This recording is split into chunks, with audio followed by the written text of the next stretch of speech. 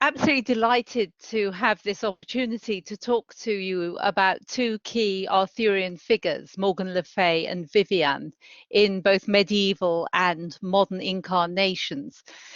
And it's now more than 15 years since I published my book on King Arthur's Enchantresses. And it's been a really interesting opportunity to revisit my thinking about these two women and see if it has actually changed particularly. And I suppose one insight that has emerged for me thinking about Morgan and Vivian once again, as I've been doing more work, as Raluca just mentioned, on medievalism in the last few years, is the way that we can think of the medieval Arthurian imaginary as a kind of story world. The Arthurian universe, if we can call it that, had contours which were known all the way across Europe, and they were very well understood. And there are, of course, some key parameters to that universe which are always in play. So Arthur is always going to die, the Round Table is always going to fall, Lancelot and Guinevere will finally part. Now, of course, in the modern period, you can have subversively revisionist endings.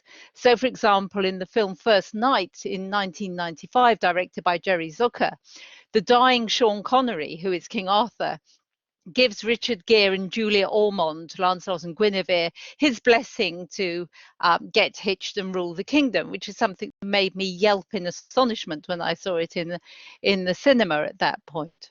So we could compare the Arthurian universe then to the Marvel universe. It's one that's peopled by known figures, if not exactly superheroes, and they have particular roles to play. And yet their appearances in any one story can at times challenge or confirm the conventional roles that we assign to them. And one question then that often arises when we're thinking in these terms about Arthurian characterization is whether we should regard, say, Gawain as consistently characterized across and within texts, or whether he simply fulfills his local function while exhibiting a few of his most recognizable traits. So he always has that fondness for the ladies, he's always exhibiting courtesy, and he has that propensity to vengeance that we see occurring in the later medieval Arthurian stories. And so too, we may find ourselves asking whether the two figures that I'll be talking about today cohere across medieval and indeed modern tradition, and whether that matters. So I'm going to talk mostly about the enchantress Morgan Le Fay, who today is primarily thought of as King Arthur's villainous sister, and the roles that she plays in medieval texts in French and English. But I also intend to journey forwards into the 19th and 20th centuries to consider why Morgan is eclipsed in the 19th century by Vivian, and why her sister Morgause begins to rival her for dominance in 20th century retellings of the Arthurian story. And I'm also going to be showing a lot of illustrations from both medieval and modern sources. And here's one to begin with, if I can make the slide work, which I can. And it shows Morgan saying goodbye to her brother after a family visit in a very friendly kind of way. A slide from a manuscript of the French Lancelot. And so a history of Morgan perhaps ought to be exhaustive, but it would also be, I think, quite exhausting if I were to try and deliver a full account of her here. But I simply want to remind you all that when she appears first in the mid-12th century, Morgan lacks most of the characteristics that are now associated with her. She isn't malevolent, and she isn't even Arthur's sister. And unlike her counterpart in many modern versions, she's not the mother of Mordred. This is a simplification of the Arthurian family drama that seems to originate in the 19th century. But no, in the Vita Merlini, the life of Merlin, composed by Geoffrey of Monmouth around 1148, she's a kindly healer and magician, living on a distant island, the Isle of Apples or the Fortunate Isles, with her 8 learned and beautiful sisters. And it's here that she receives the wounded Arthur after his final battle. When she's inspected his injury, she's confident that she can nurse him back to health. Historians writing after Geoffrey tended to suggest that the Britons were foolish enough to believe that Morgan was some kind of goddess, but that the learned, in particular, of course, the historians meant historians like them, were much too sage to lend credence to this kind of superstition. So references to Morgan as a goddess or a fairy in Gerald of Wales or Gervase of Tilbury are often brought forward by proponents of the argument that Morgan is descended from a Celtic divinity. But the overwhelming evidence in Arthurian texts points to an understanding of enchantresses preeminently as scholarly women. They learned to read and write in the normal way. They studied the curriculum of the contemporary university, the 7 arts, including mathematics and astronomy too. And they went on, in effect, to enroll for a master's with the top authority in the field of enchantment and necromancy, Merlin himself. Eventually, the enchantresses break free of their mentor, though Morgan goes back to him for help from time to time in a crisis. But then finally, one of Merlin's other students entombs him alive, putting him out of the reach of his concerned pupils. And so in their diligence, application, and enthusiasm for learning, the enchantresses then are ideal role models for the female scholar. So that perhaps is my key takeaway for today. Now, in the works of Chrétien de Troyes in the later 12th century, Morgan has already become Arthur's sister, and she remains a kindly, if absent, figure. Her lover and her healing salves appear in the stories, but she always remains off stage in Avalon. And it's in the French Vulgate cycle of the early 13th century that Morgan begins to develop a coherent history. Once she has gained her place in Arthur's family, and thus a role in the chivalric world that is fitting for a king's sister. Now, her tale isn't exactly consistent across the various texts within the cycle, but we can piece it together to some extent. Morgan is married off to one of the kings who dispute Arthur's claim to the throne, either by Uther Pendragon, her father, or by, not her father, the husband of her mother, or by Arthur himself. And she's the mother of the important knight Ivan by her husband Uriens, and she studies magic with Merlin. Whether Uriens is dead or simply abandoned at this stage, she later will take a young relative of Queen Guinevere as her lover. The queen separates them, and Morgan gives birth to an illegitimate child. And disappointed by another unfaithful lover, she creates her most superlative feat of magic, which I'll come back to in a moment. When this eventually fails, she takes up residence in the castles that she owns across the forests of Logres. And here she repeatedly takes Lancelot prisoner in the vain hope of making him fall in love with her. Then finally, in the Morra II, she helps to reveal the truth of Lancelot and Guinevere's affair to Arthur, and she also comes in person after the final battle on the black draped barge to bear her injured brother away. Morgan has other adventures in the late 13th to 13th century post-Vulgate cycle, in the prose Tristan, and in Malory's Morte d'Arthur, which takes its Morgan material from the post-Vulgate and the Tristan. And one Morgan adventure in the post-Vulgate tradition is particularly richly illustrated, and in part so that I can show you the marvellous pictures from BL Additional 38117. I'll be coming back to that story later on. Morgan's bravura feat of magic, which I mentioned a moment ago, is the creation of the Val Sans Retour, or the Val des Faux Amants, and it's recounted in the Vulgate Lancelot. Morgan's heart is broken once again by a faithless lover. And here you can see the discovery scene. There's Morgan gesturing in shock and surprise when she discovers her lover in flagrante with another lady. And in consequence, Morgan decides to establish a magic valley which anyone can enter, but no knight who has been unfaithful to his lady in thought, word, or deed can leave. The ladies can come and go as they please, and young squires who have never been in love can also come and go. And the valley turns out to be quite a comfortable place. It has thick, springy grass, fountains and springs, pavilions, even a little chapel.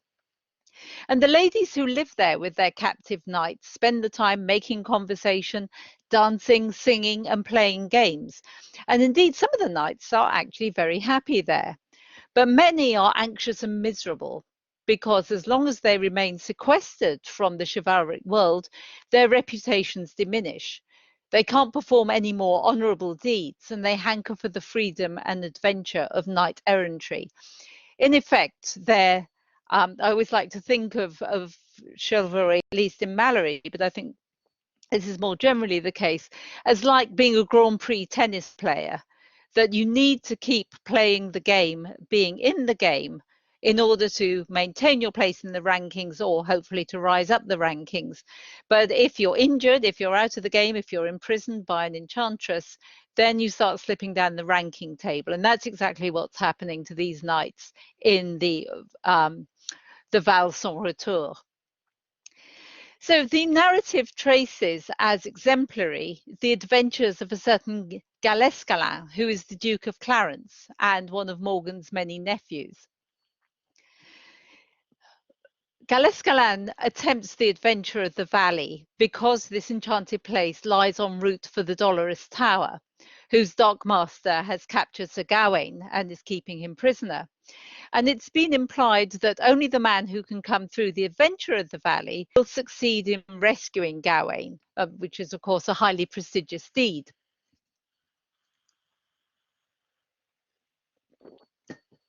So this is what happens to Galescalin. Passing through a smoke-like barrier, the Duke is constrained on either side by walls so that he can't turn around. He comes to a low, narrow door where he abandons his horse. He unsheaths his sword and enters.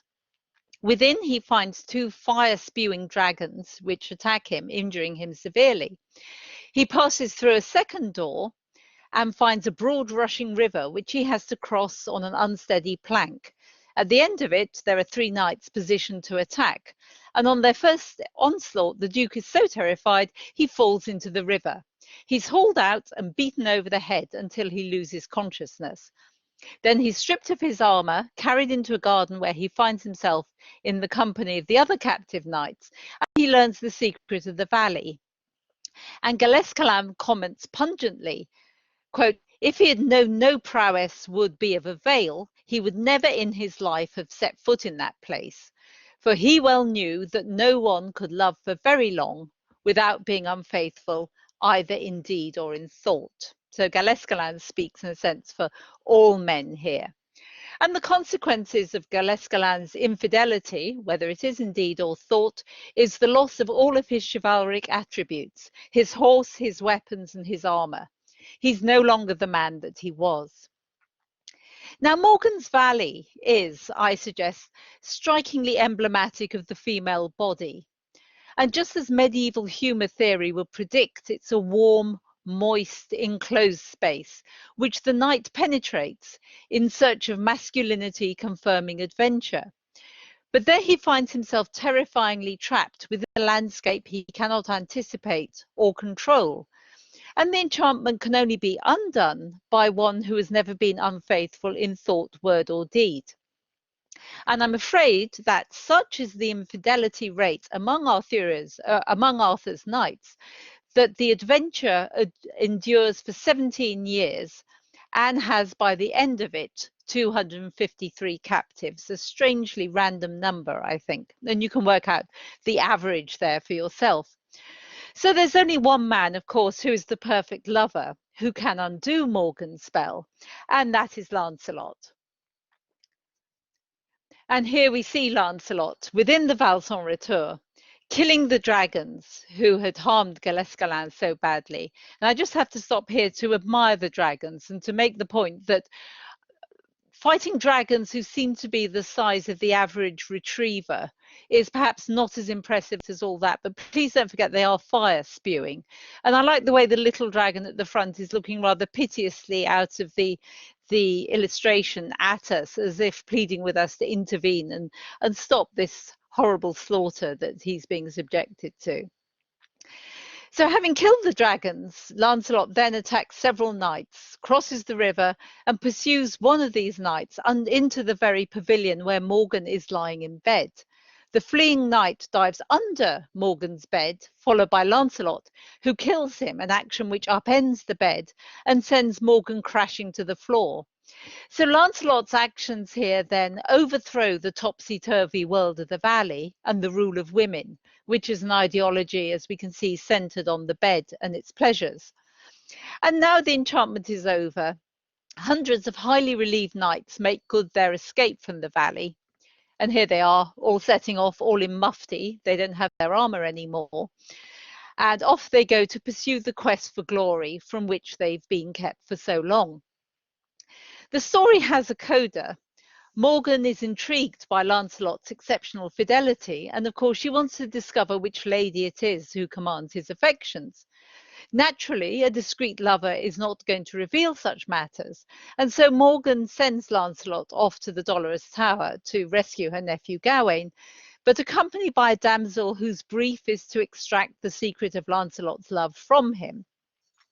And the interaction between Lancelot and the damsel is in some ways highly comic, especially when at night in their pavilion, the damsel tries to give Lancelot's nose a playful tweak, and she accidentally rips his nightshirt down to the hem, which is what you can see in slide 7. And you can see Lancelot, alarmed, running away from the bed in which the importunate damsel is sitting.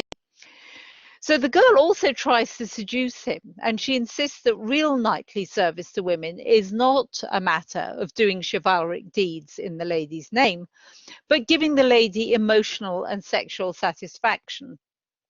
And you will recognize this line, I think, as part of the argument that Lady Bertilac will deploy with Gawain in Sir Gawain and the Green Knight. And Lancelot, of course, is quite horrified by this.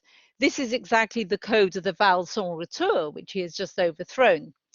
But he eventually succeeds, as he thinks, in escaping the maiden's wiles by admitting that he loves a very high-born lady indeed. And that's tantamount to confirming the relationship with the Queen that Morgan had suspected all along.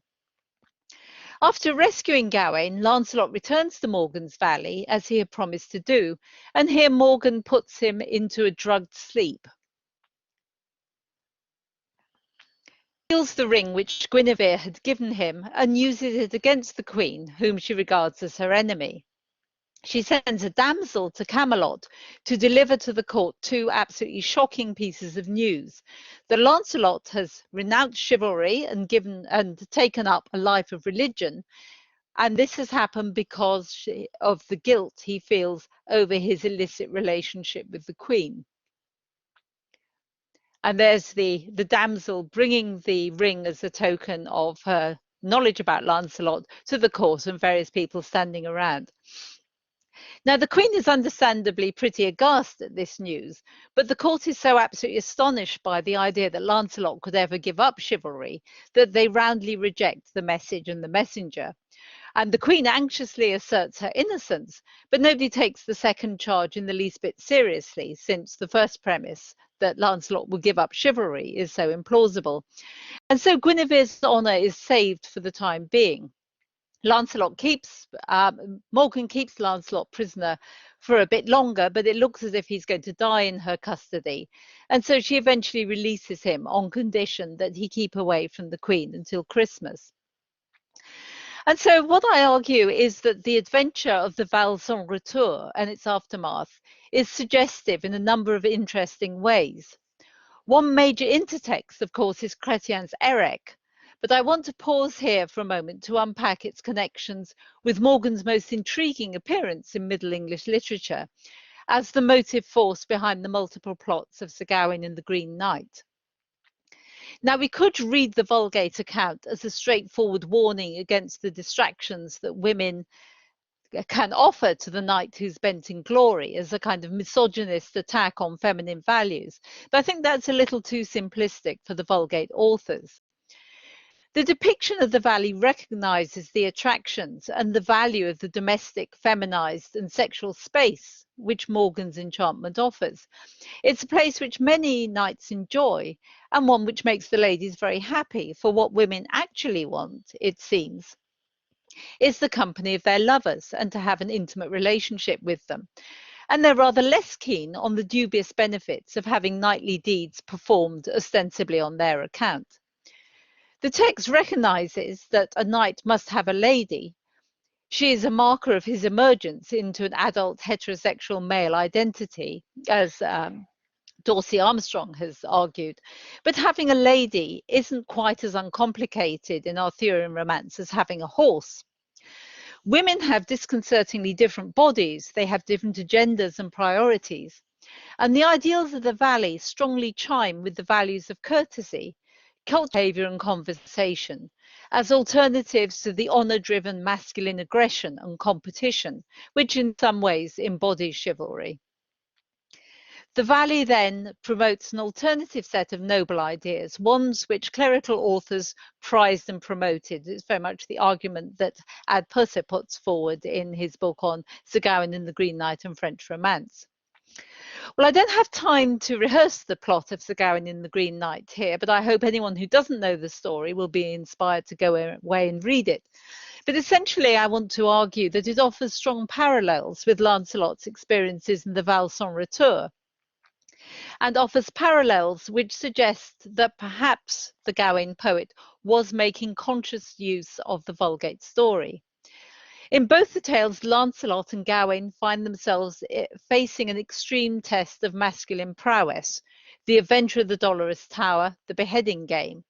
But en route for the adventure, each one finds himself rooted into a feminine and indeed feminizing domain, the valley or the castle of Eau-Désert, where he has to deal with a woman whose agenda is not what it seems. Lancelot thinks he's escaped when he finally admits that he loves a lady who's far above him in rank, but that admission gives Morgan ammunition to prosecute her feud with Guinevere. Gawain thinks he has escaped when the temptress lady leaves his bedroom on the third day without having seduced him. But both knights have been distracted. Lancelot's admission leads to that scene we can see in Camelot, where the values of chivalry, in a sense, save the day, and the court refuses to believe that the most perfect practitioner could ever abandon the credo of the knight. Gawain takes the lady's girdle in order to protect himself from injury, and yet because of that lapse, he ends up with a wound in his neck. So both knights are partially successful. In the contest between the agents of Morgan and the higher female powers who protect and inspire their knights, Guinevere for Lancelot, the Virgin Mary for Gawain, these damsels meet with only qualified success.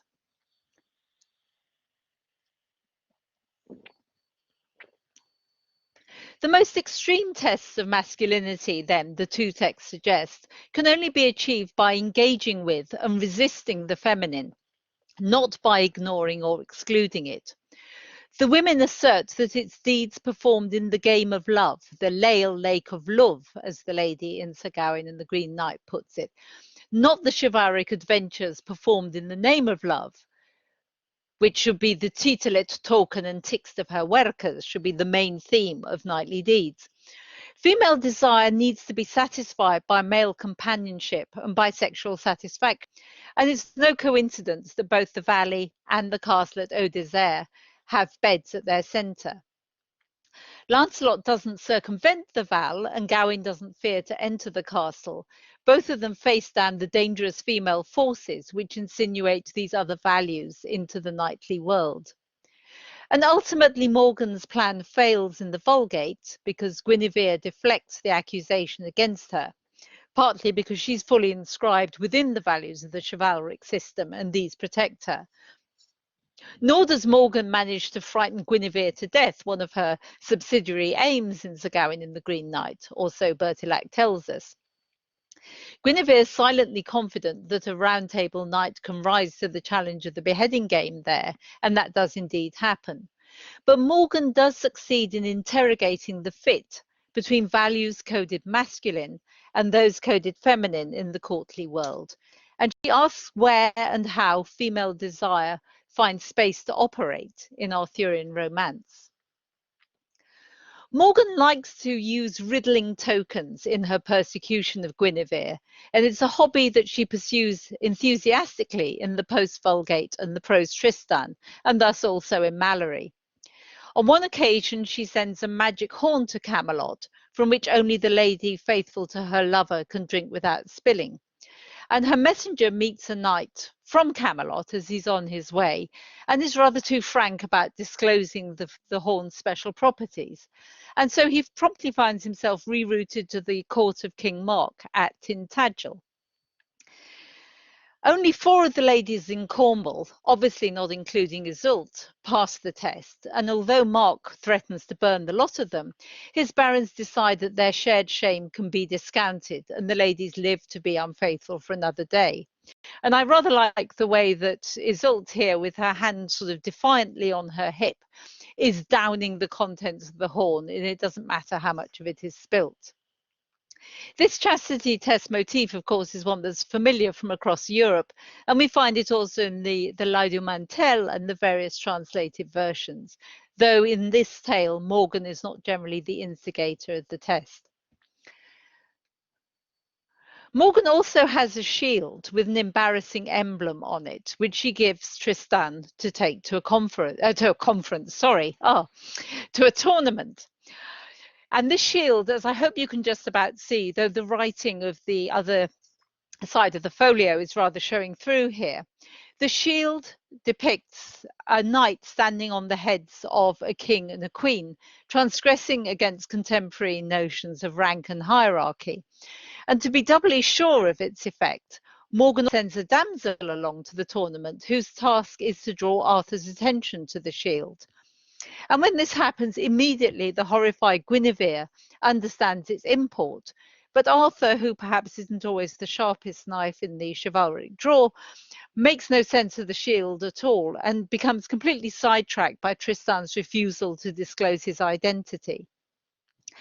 So at this point then, in these French prose sources, Morgan's role is an interrogatory, an investigative one, aiming to probe into the ways in which chivalry is performed, and with a particular interest in the ways that gender and heterosexual romantic love operate, offering a critique which reflects the insider-outsider status of the clerical authors who are composing romance for their aristocratic audiences. Now, in the post-Vulgate cycle, Morgan's opposition, rather than interrogation of the kind of chivalry that Arthur embodies, is given fuller rein. The post-Vulgate is an early to mid-13th century cycle, now existing only in somewhat fragmentary form in French, Spanish and Portuguese, but it has an important English reflex in Malory. And in the continuation to the Merlin, to the Merlin, those interrogations that Morgan conducts into the value system of chivalry in the earlier cycle modulate into straightforward hatred for her brother and a desire for power. Morgan formulates a plan, as we'll see, it's not a very well thought through one, to get rid of her husband and her brother and put her lover and herself on the throne. This is put into action initially through magic. Accolon, Morgan's lover, Uriens, her husband, and King Arthur himself go off hunting in the forest one day. And while they're pursuing a hart, whom you can see rather splendidly running around the inside of the initial there, pursued by both the knights and the hounds. As they pursue the hart, they become separated from their followers, and I think we can recognize that the hart is magical. The hart leads them to the edge of a river where it's killed, and along comes a splendid boat with a crew of beautiful maidens who wine and dine the party and put them to sleep in separate chambers. But when they awaken, each one has been spirited off elsewhere. Uriens is back in bed with his wife, Accolon is in a meadow beside a fountain, and Arthur is in a dungeon along with 20 captured Round Table knights. And so in order to I think I've skipped rather too quickly ahead there. In order to rescue his men, Arthur has to agree to fight as the champion for the owner of the dungeon, who's in a proper dispute with his younger brother. And Accolon is lined up to be the champion of the younger brother. And here you can see a dwarf who's bringing Accolon not only Excalibur, but also Excalibur's magic scabbard, which is something Morgan has been looking after for her brother. And the scabbard, importantly, prevents any loss of blood in battle.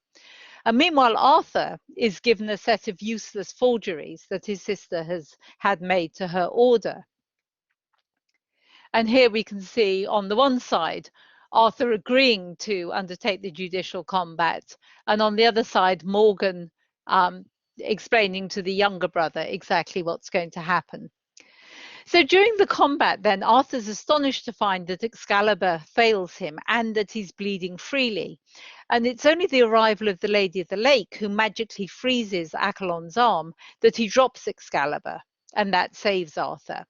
Arthur immediately recognizes that that is his true sword. He snatches it up and very quickly overcomes Accolon, who claims to be horrified when he discovers he's fighting against his king. He thought this was simply some incognito champion. Accolon says that he had been aware of Morgan's plan, but he also says rather implausibly that he would never have gone along with it. The king and the knight are reconciled by putting the blame, perhaps rather justifiably, onto Morgan. And so that primary homosocial masculine bond between the knight and his lord is quickly reasserted. But nevertheless, Accolon dies of his wounds. And meanwhile, Morgan, assuming everything's gone to plan in the judicial combat, has taken up a sword with the intention of killing her sleeping husband. And here we can see King Uriens dozing peacefully under his coverlet, while a horrified damsel sees Morgan wielding the sword with which he's intending to cut his head off. But Morgan is prevented by her son Ivan there, who you can see seizing her arm. And she excuses herself when she realizes that she can't pull this off by claiming she was momentarily tempted by a devil. And Accolon's body arrives at Camelot, where Morgan is, and it's accompanied by a threatening message from Arthur. So she flees the court, infiltrates the abbey where Arthur's recovering from his wounds, and successfully steals the magic scabbard, but not Excalibur. With Arthur and his men in pursuit, she flees, pausing to hurl the scabbard in a lake, and she turns herself and her retinue into stones to throw off their pursuers. And Arthur, thinking his sister has become petrified as a divine punishment, turns for home. But Morgan is not finished yet. I'm afraid this is a rather more faded image from the same manuscript. But what Morgan does here is to send a splendid cloak as a gift to Arthur. And you can see it seems to be, in effect, the same royal pattern of something like fleur-de-lis as we could see on Urien's bedspread. The cloak is splendid, but it's imbued with poison, an action which recalls Medea, Morgan's magical foremother, perhaps. The Lady of the Lake is still there at court, and she advises him to treat the cloak with caution. And so the damsel who brings the cloak is made to try it on first. And the poor messenger is brent to colis, says Mallory, burnt up into cinders, in Mallory's words. And so this breach now between Arthur and Morgan is now irreversible, at least in this part of the cycle. For Morgan to act so openly against her brother is uncharacteristic because her animus is normally against the whole institution of chivalry. And in later 13th century texts, she mostly operates with a petty, unpoliticized and local agenda that's driven by two consistent motivations, her passion for Lancelot and her hatred for Guinevere. At the beginning of the post-Vulgate continuation and subsequently in Mallory, there's quite an extended treatment of the incestuous conception of Mordred and Arthur's attempts to circumvent the fate that Merlin has predicted for him.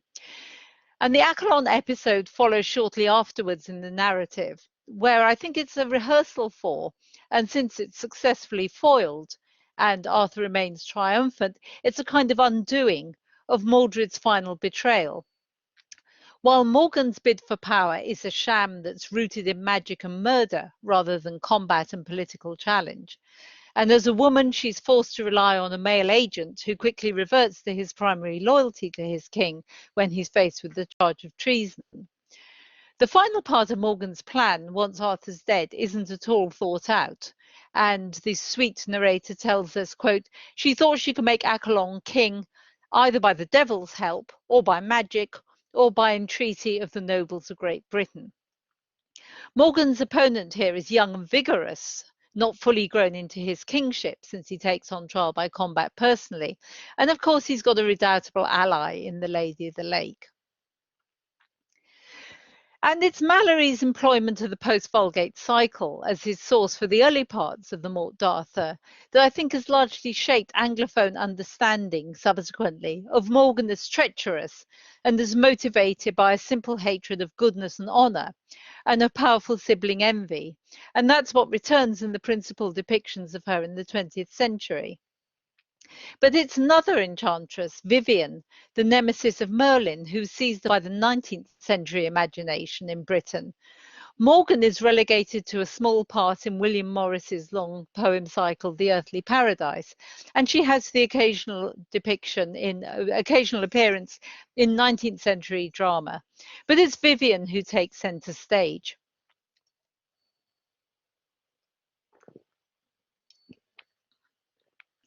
Crucial to the Arthurian revival of the 19th century in high cultural terms was the luxury edition of Malory that was edited by the poet Robert Southey in 1816. Not only was this the first unexpurgated version of Malory to appear in nearly 300 years, but Southey's introduction also made available to British readers material from the Vulgate Merlin, which relates a rather different version of the relationship between Merlin and Vivian from the radically curtailed episode that we find in Malory. In the French Merlin, Vivian and Merlin do truly love one another. Merlin often leaves her for long stretches to attend to his business in the Arthurian world, and Vivian determines to build a tower where she, quote, might keep a man imprisoned without a tower or walls or irons through wizardry. Merlin teaches her the spell of enclosure in full knowledge of the likely consequences. And one day, when he's sleeping peacefully in her lap under the hawthorn blossom in the forest of Broceliande, in a scene that is made famous by Burne-Jones, as we'll see later, she uses it and he awakens to find himself a prisoner. But, says the narrator of the Merlin, Vivian remains faithful to her promise to be with him always, for few days or nights went by when she was not with him. And we can see here in this image, once Merlin has vanished from the world, here he is in his invisible prison, signaled by this kind of white cloud that hangs around him. And there's Gawain, supposedly in the form of a dwarf. And you can see that indeed he doesn't fit on his horse terribly well. He's been transformed by another enchantress, quite possibly Vivian herself, whom he's encountered in the forest. And Gawain has come to where Merlin is, but he can't see him. He can only hear Merlin's voice. And he asks what has happened and is there any possibility that Merlin can recover and return to the world? And Merlin tells him no.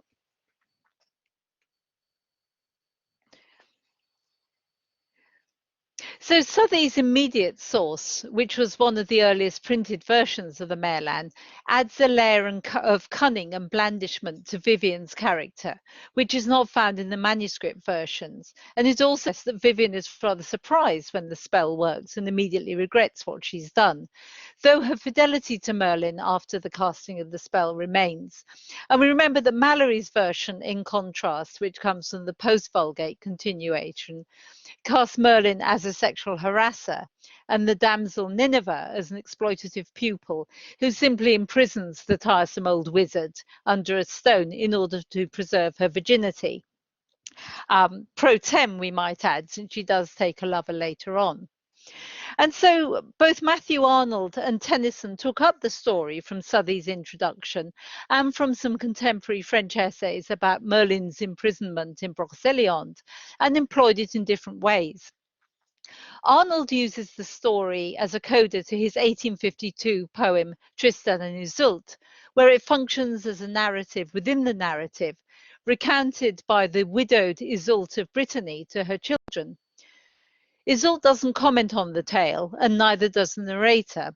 But as the closing episode in this tale of high erotic passion, it shows a refusal of love, a woman who uses her magical agency to give herself freedom, in contrast to the misery that love brings to the two Isoldes of the poem. Now, Tennyson's treatment of Vivian in the Idylls of the King is well known as a conscienceless seducer whose motivation for the destruction of Merlin is hard to determine. She doesn't appear to be interested in knowledge for its own sake, nor in political or sexual power.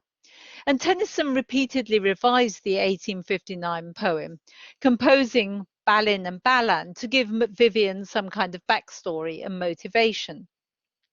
But nevertheless, to my mind, what's interesting about Vivian is not so much the ways in which her depiction and her critical reception reflect contemporary anxieties about prostitution or the pernicious effects of female education, as some critics have suggested. Rather, she excites fear and fascination in male readers, a secret recognition of how the wise and virtuous counsellor of the king could throw away his public service, his honour, and in the end his life, for sexual passion, rather than the domestic intimacy that we find in the medieval Merlin story.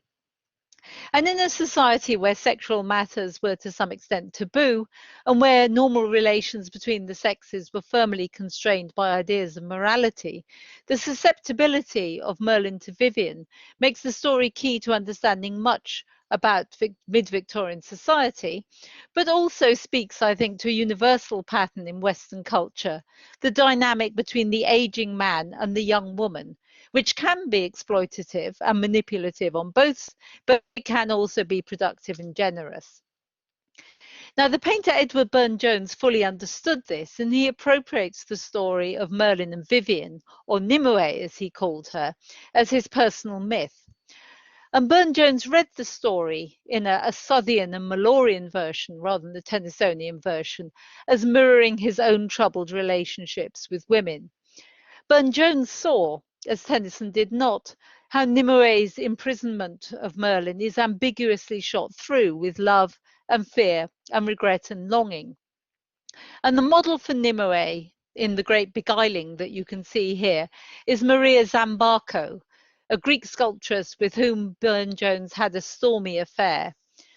And William Rossetti, Dante Gabriel Rossetti's brother, comments on the drama that surrounded the ending of that affair after what appears to have been a failed double suicide pact, that the Greek damsel was going around beating up all the quarters of all his friends, Burne-Jones's friends, looking for him and howling like Cassandra.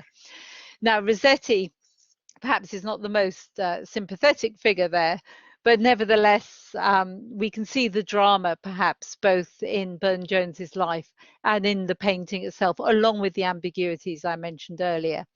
And so the way that Burne-Jones depicts the scene is as described in the French Merlin. This is not something he got from Malory. It seems as if Merlin is being engulfed by the hawthorn tree, and Vivian is creating what Tennyson called this charm of woven paces and of waving hands, mostly from the book she holds, whose riffled pages indicate the only movement in the picture. And her expression is recalling that conflict of love and remorse, not triumphant, but wistful.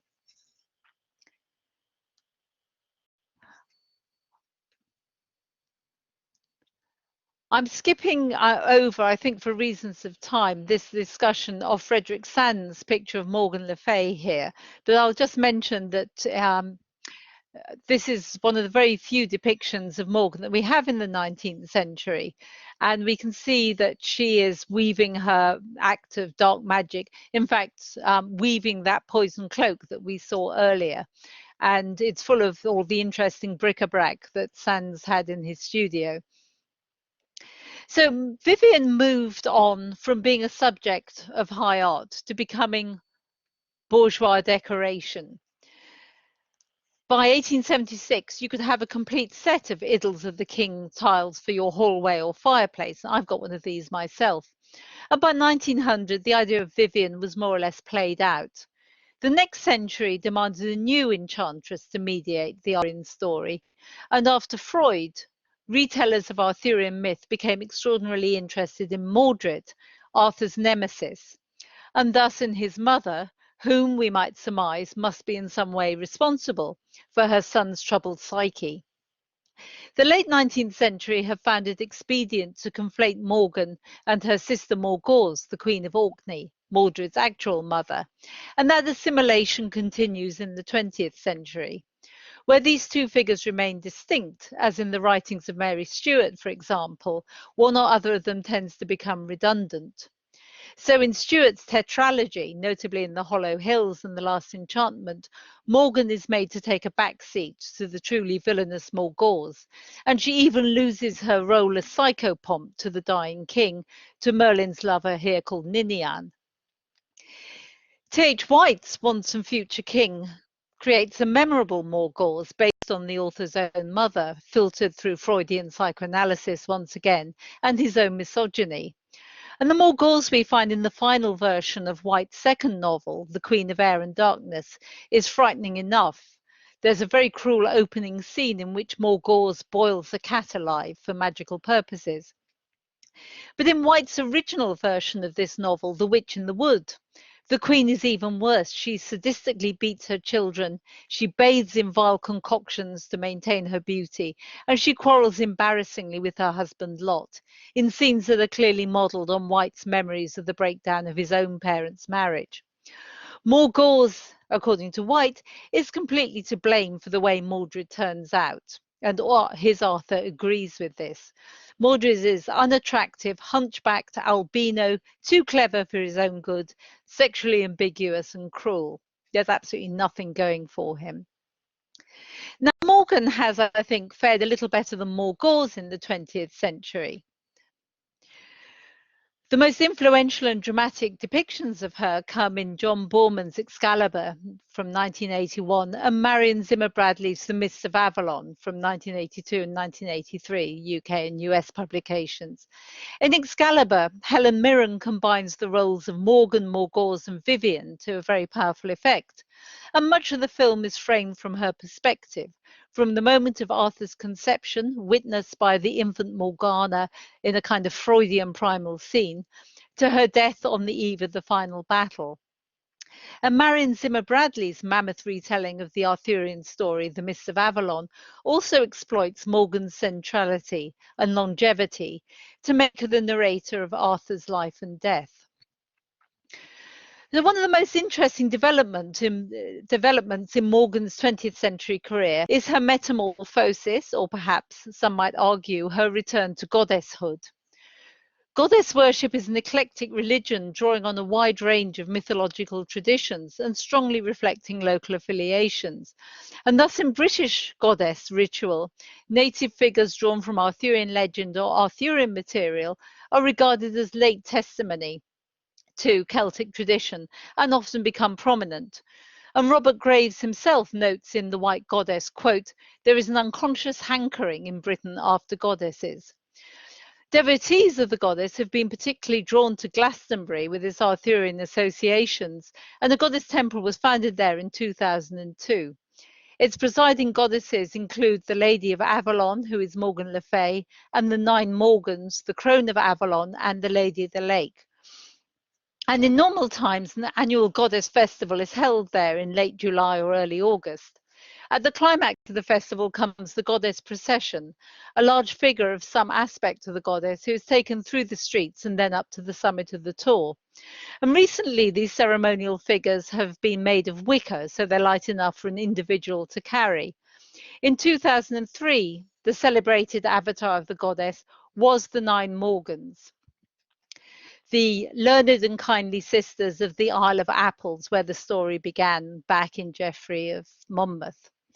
So Morgan has had a very successful century, benefiting from the feminist re-envisioning of Arthurian legend and also from the principles of female empowerment which have come to the fore in the last 60 years. The Enchantresses' demand for education and forbidden knowledge and the manipulation of men which it entailed, which became central to the 19th century's understanding of the role, has become less relevant with women's emancipation and admission to higher education. Morgan and her sisters are now understood in Freudian terms, perhaps, woven into a tight nexus of relationships that offer free play to all the tensions and complexities of the family. Films and TV miniseries exploit the dramas of their human relationships and their exclusion from power.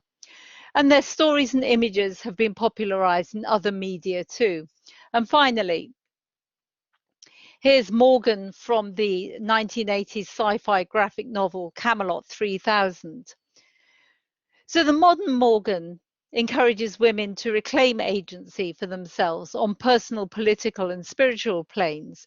She's remade herself and her sisters as the wise and, well, maybe good and beautiful healers of the island of apples, where their story began in the 12th century. Thank you. Thank you, Caroline. This is absolutely splendid.